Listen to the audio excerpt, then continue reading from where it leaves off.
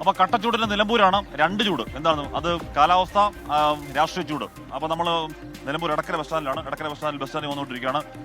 പാലയമാട് മരുന്നുവോ? നൊച്ചിക്കോടോ ഇല്ലല്ല. പാലയമാട് മരുന്ന് ഏത് വഴിയാവും? മുസ്ലിങ്ങാടി വഴിക്ക് തണ്ണിക്കട റൂട്ടാണ് പാലയമാട്. എന്താണ് അവസ്ഥ? മൊത്തത്തിൽ ഇലക്ഷൻ അവസ്ഥ എന്താ? ഇലക്ഷൻ അവസ്ഥയായിട്ട് പൊതുവെ ആളുകൾ കമ്മിയാണ്, വളരെ മോശമാണ് ഇപ്പോൾ. ഞാൻ കാണാൻ പിടിച്ചു. പാലയമാട് വരുതാ. അയ്യോ ഒരു പണി തരാം. LDF ആണോ UDF ആണോ വരാൻ ചാൻസ്? UDF കാലം വരാൻ സാധ്യത. രാഷ്ട്രീയം ഉണ്ടോ? കോൺഗ്രസ്? സൗണ്ട് കേട്ടോ. നമ്മള് കേൾക്കുന്ന അങ്ങനെ TV കൂടെ മാത്രമല്ല, 24 ആദരൊക്കെ ഞാന്. അപ്പൊ എപ്പോഴും സൗണ്ട് കേൾക്കാറുണ്ട്, ഭയങ്കര ഇഷ്ടമാണ്. അപ്പൊ ഇപ്പൊ നേരിട്ടൊന്ന് കേൾക്കും, സന്തോഷം. എന്നും കാണലുണ്ട്. നിങ്ങള് വാർത്തന്നെ കേക്കല്, വേറെ കേക്കല്ല. കയ്യും തലയും പുറത്തോടരുത്.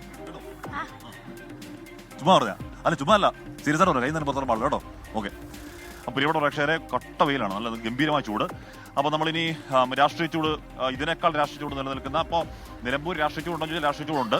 പക്ഷേ പ്രെഡിക്റ്റബിൾ ആണോ ചോദിച്ചാൽ പ്രെഡിക്റ്റബിൾ ആണ്. അതിപ്പോൾ ആര് അല്ലെന്ന് പറഞ്ഞാലും. പക്ഷേ ഇരു ക്യാമ്പുകളിലും ഏതെങ്കിലും തരത്തിൽ ഞങ്ങൾ ജയിക്കും, ഞങ്ങൾ തോക്കും എന്നൊന്നും ഇല്ലാതെ കട്ടയ്ക്കുള്ള പ്രചരണത്തിലുള്ള മുന്നിലാണ്. പക്ഷേ